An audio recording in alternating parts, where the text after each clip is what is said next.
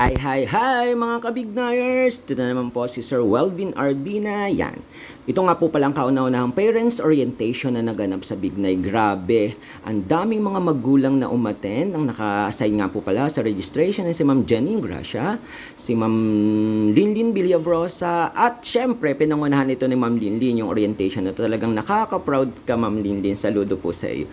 At talagang nakita ko at naramdaman ko ang mga magulang na nakikinig ng maayos yan. Nanalangin dyan si Ma'am Julie. Nalagang daman-daman ko yung presensya ng Panginoon na ipagpalain ng mga magulang na umattend na inuuna at nagsalita ang aming butihing punong guro, si Ma'am Marilu Il Villanueva, at talagang nakikinig ang bawat isa.